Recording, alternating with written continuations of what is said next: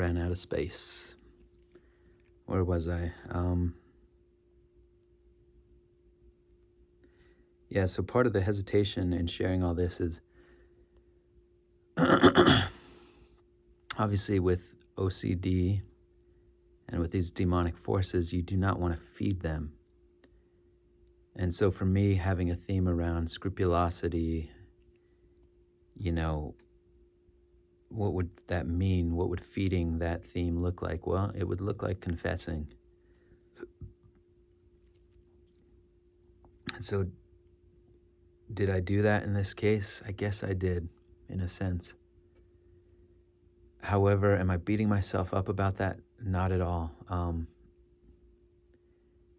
this one is, again, this is what sucks is there's no clear ground here because I had done something that would, well, actually, I had not yet done something, but I was contemplating doing something. I had done something that was slightly deceptive, which I was working through just letting that go because it wasn't for, I wasn't trying to hurt somebody or I wasn't trying to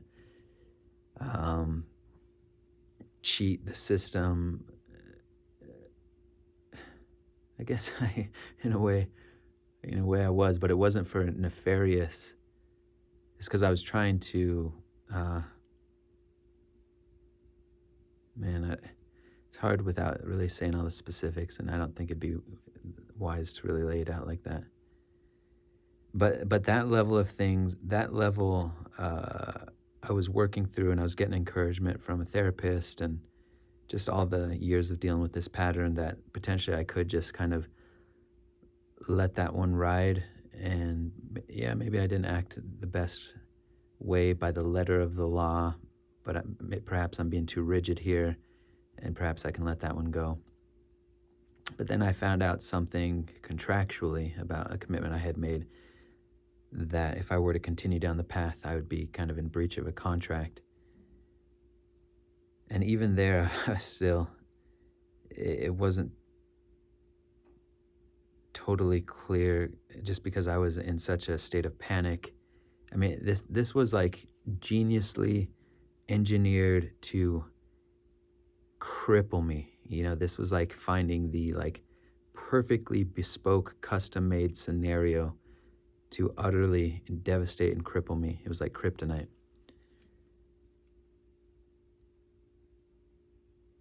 And so there was an element of truth behind my kind of scrupulosity here and my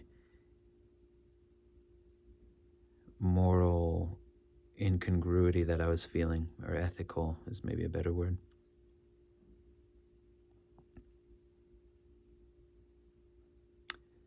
So again, it was utterly deranging for me.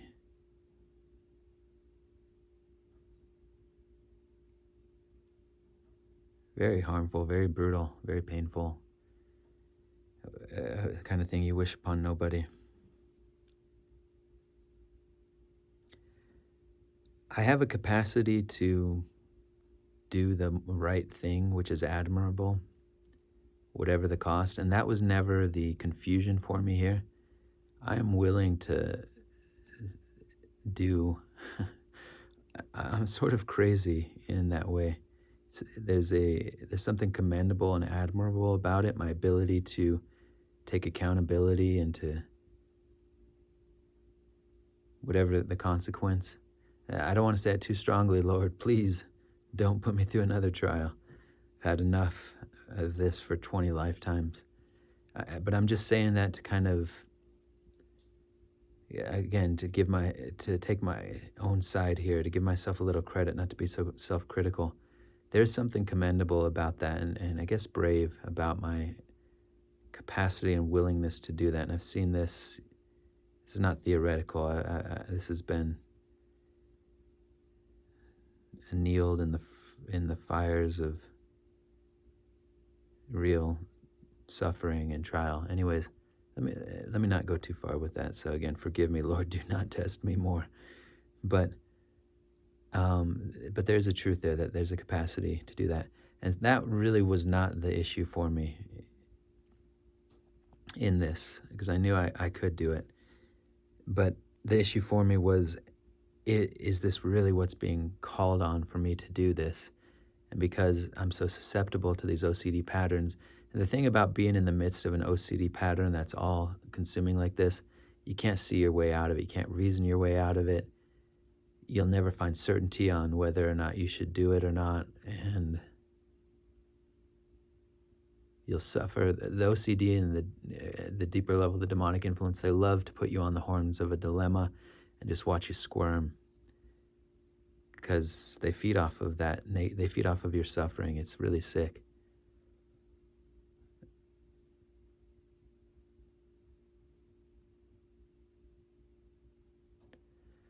Um,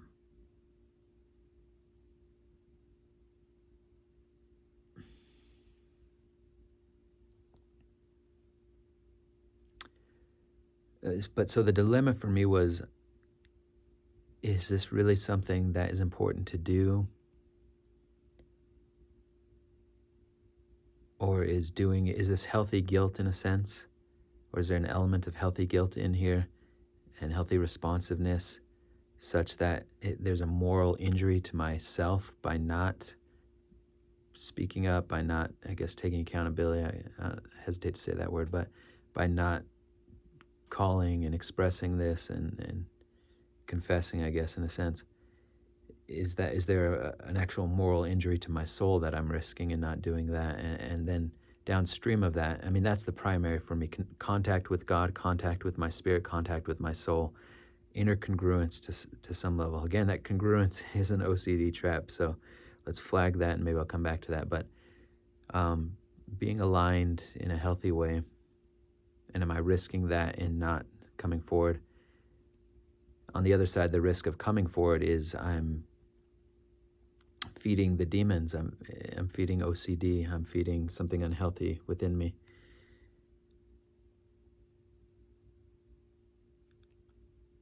It's an impossible thing to really figure out. And so I guess one of the tipping points was figuring out there was potentially a contractual thing that I was, because that's more concrete, you know.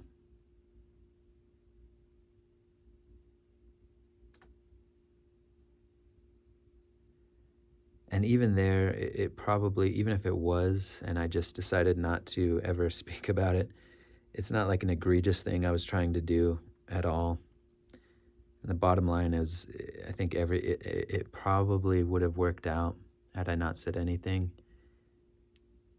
Because there's another approach you can take, which is just this: let's just assume this is OCD, this is hell. And I know I'm a good person. I know I'm not trying to do something egregious or hurtful, you know. It's just there's a letter of the law that you can kind of get caught up in sometimes, and your mind can distort what's even true about that. But you can almost take this approach of, let's just play it out and see what happens practically, you know.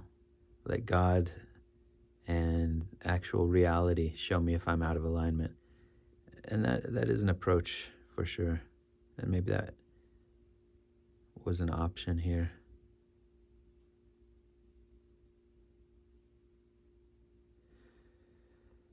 But nonetheless, I had come to a place where I'd found some support, no matter what the outcome was. And so I felt like I'm just going to risk it, and I'm just going to go ahead and make the call and lay it out and see what happens. Test reality that way. Maybe it wasn't the right thing, maybe it was, but that's what I did. And after I laid it all out to a couple of different people who were, at the company, they said, it's okay. You know, you don't have to do anything. It's okay.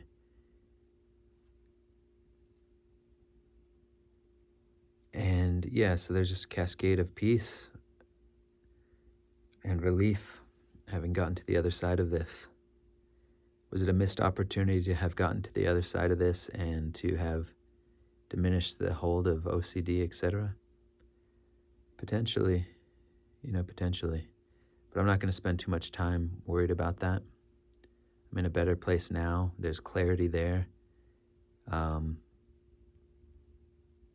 there is some level of truth and moral congruity that I think has come out of it. That I again put my head on the chopping block and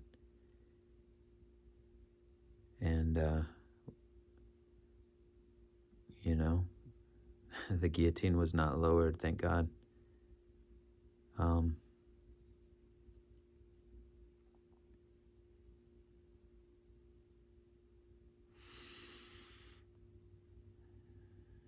and so it's a different world that I'm in right now. There's more peace. There's a little bit more regulation. I'm still kind of dealing with some of the aftershocks of in my body, how much stress I was under. My muscles are still in a pretty tough place.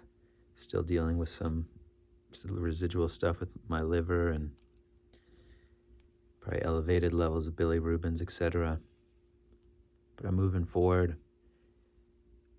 And I feel some terrain has opened up. I'm taking some more risks, things that OCD would typically straitjacket me with, like recording this video right now, speaking a little bit more forthrightly about the negative spiritual influences that interface with this pattern and interface with our lives. And just 1,000 other things.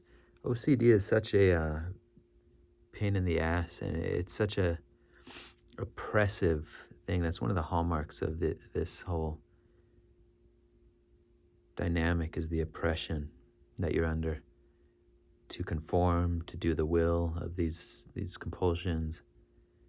And there's a lot of there's 100 different ways throughout the day where I notice it's like I don't know if risk averse is quite the right word, but where I hesitate to do something because I don't want to suffer the consequences, or I get convinced in my mind, don't go with really trivial, stupid things too. From an outside perspective, OCD has no shame. It's not a respecter of persons. It's not a respecter of anything. It just has no shame. The kinds of weird, bizarre things it whispers to you. So I'm taking more little risks. I was going to say making a video like this.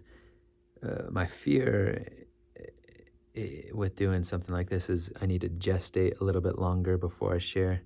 And there's this notion in me, which isn't totally bad, which is like, I want these videos to be potent and high quality and distilled and coming from the deepest place, most peaceful place, to transmit something useful.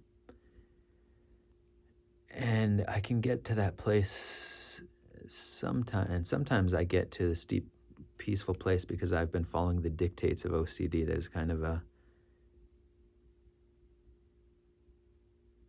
counterfeit regulation, counterfeit peace that comes momentarily. You can get into a good pocket of peace when you've done some compulsion.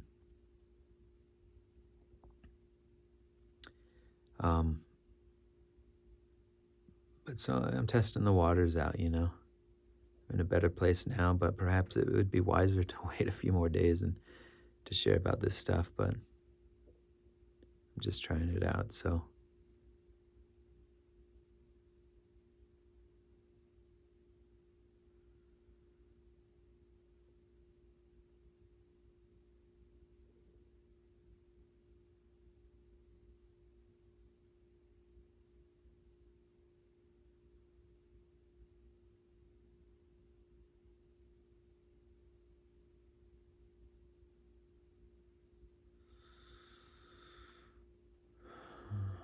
What else?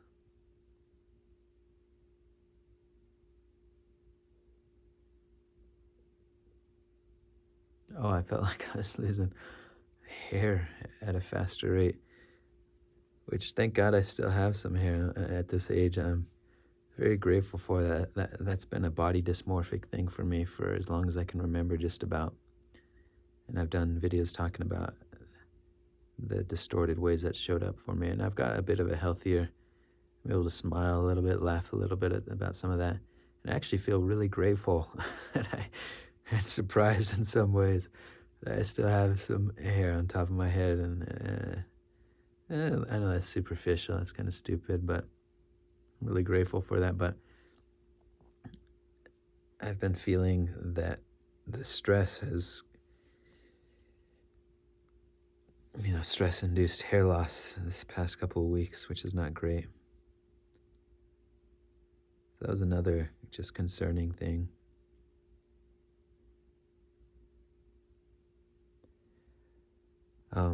But yeah, thank God that I'm here and